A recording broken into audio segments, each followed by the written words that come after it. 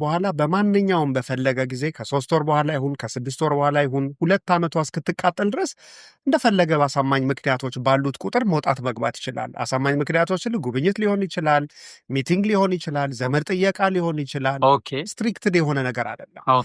ያ ቪዛ ኢቭን ከተቃጠለ በኋላ አንድ ጊዜ ተሰጠህ ማለት በአግባቡ ገብተህ ተጠቅመው ከወጣህ ኤኒታይም እንደ ቀበሌ መታወቂያ ፊዚካሊ እንኳን ወደ አሜሪካ ኤምባሲ ድጋሚ እኮ አትገባም።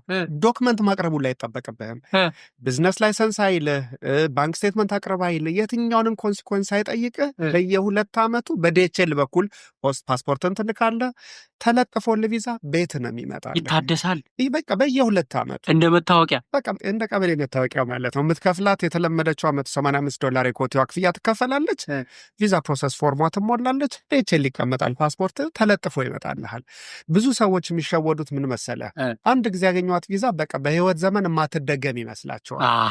ወጡ ማለት በዛው ይቀሩበታልና ብዙ ማመዛዘን እየቻለ እንግዲህ ወጥተህ ስትመለስም ሀገርህ ላይ ደግሞ ትሰራ የነበረውን እድሉን የማታገኘው ይመስልሃል። ይሄንን ድጋሚ ሄድክበትን ጉዳይና ሚስቱን ትቶ ልጆቹን ትቶ ለ8 ዓመት ለ10 ዓመት ወረቀት እስኪስተካከል የብዙ ሰው ህይወት ይፈተናል። የሚገርም በዚህ መሀል እና ወጥተው ተመልሰው ከመጡ በኋላ በማንኛውም ጊዜ ባል ያገኘውን ቪዛ መልሶ ባለቤቱን ይዞ ሊጎበኝ ይችላል። አንደር ኤጅ የሆኑ ልጆቹን 21 ዓመት ነው በአሜሪካን ህግ እንግዲህ ዲፔንደንት የሚባሉት 21 ዓመት እስኪሞላቸው ድረስ ልጆቹን ይዞ አብሮ ገብቶ ቪዛ እያገኘ እየጎበኘ በመመላለስ አገሩ ላይ ብዙ መስራት እንደሚችል እየተረዳ ያለውን ኦፖርቹኒቲ እያወቀ የቢዝነስ አይዲያዎችን ከሄደበት ሀገር እየቀሰመ ስራውን የበለጠ አቀላጥፎ ዶም ሰክሰስፉል መሆን ይችላል እና በአንድ ጊዜ ወጥተው የሚቀሩት እንግዲህ ከግንዛቤ እጥረት ነው ማለት ነው።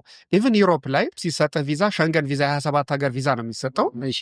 የ27 ሀገር ቪዛ ይዘህ የትኛውም አውሮፓ ሀገር መጓዝ ትችላለህ። ተመልሰህ ስትመጣ በማንኛውም ጊዜ አንዳንድ ጊዜ መልቲፕል ኢንትሪ ይሰጥሃል ማለት እየደጋገምክ ውጣበት ነው። አንድ ጊዜ ገብተህ ከወጣ በኋላ የሚቃጠልም ቢሆን በማንኛውም ጊዜ ሴም ፕሮሲጀር ንግድ ፈቃድም ካለ ወይ ቅጥር ደብዳቤህንም አያይዘን ባንክ ስቴትመንት 3 ወር አቅርበ ያለችህን ሊብሬትሁን ካርታትሁን ጋብቻዩን ልጆች እሷን ያለችን አቅርበ መጀመሪያ ሲሰጥ የነበረውን ራሱ ፋይል ብቻ በማቅረብ ድጋሚ ቪዛ ማግኘት ይቻላል። አንድ ጊዜ በወጡበት በፍጹም እንዳይሸወዱ ነው የምመክረው። አንድ ሰው የአሜሪካ ቪዛ ካገኘ በየ2 ዓመቱ እንደ ቀበሌ መታወቂያ በቀላሉ ይታደሳል። እኔ አሁን 3ኛ ነው አሜሪካ ስመጣ። ይሄን ቪዲዮ እየቀረጽን ያለ ነው ሎስ አንጀለስ ሆነን ነው። በቃ አሁንም ቪዛዬ ሲያልቅ ደግሞ ይታደሳል። በፈለግኩ ሰዓት መጥቼ የተጋበዝኩበትን ዓላማ አሳክቼ እየሄድኩኝ ነው ያለሁት። ስለዚህ አውሮፓም ይሁን አሜሪካ አንድ የቪዛ ያገኛችሁ ደግሞ አትሸወዱ። መላልሳችሁ መሄድ የምትችሉበት ሀገር ቀርታችሁ ህይወታችሁን እንደገና ከዜሮ መጀመር አያስፈልግም። በጣም ብዙ ዋጋ መክፈል አያስፈልግም ለማለት ነው። ይሄንን ቪዲዮ የሰራ ነው እንግዲህ ለብዙ እናቶች መልስ ይሆናል ብለን ነው። ብዙ ወላጆች ተጨንቀዋል። በአሁኑ ሰዓት ይሄን ያህል ሚሊዮን ብር ከፍዬ ካልገባው ሞቼ እገኛለሁ በሚል ብዙ ሰዎች ብዙ እያጠፉ ነው።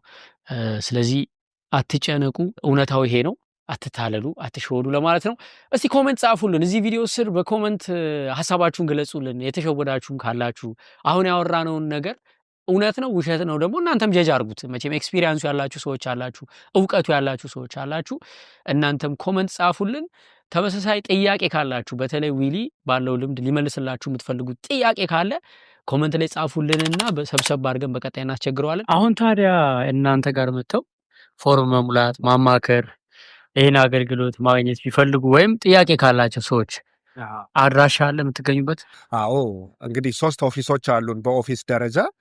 ዋናውና የመጀመሪያው ቢሮችን የሚገኘው ቦሌ መድኃኔዓለም ሄልዘር ታወር ይባላል። ሄልዘር ታወር 2ኛ ፎቅ ላይ እንገኛለን። ሌሎቹ ቢሮዎች ደግሞ 22 ሌክስ ፕላዛ ህንፃ ላይ አለን። እንደዚሁም ደግሞ 22 ቅዱስ ገብርኤል ሆስፒታል ፊት ለፊት አዲስ ህንፃ ነው፣ እዛም ውስጥ እንገኛለን እና በ3 ቦታዎች አለን። እንግዲህ የተለያዩ አይነት አስተያየቶቻቸውን፣ ገጠመኞቻቸውን፣ የሚያስፈልጋቸውን ድጋፍና እርዳታ ለሚፈልጉ ሰዎች ስልክ ቁጥር ልናስቀምጥላቸው እንችላለን። ምንም አይነት ከነሱ የሚጠበቀው ነገር የተዋቀረ ዶክመንታቸውን ይዘው የሚሄዱበትን ፐርፐዝ ብቻ ማስረዳት ነው።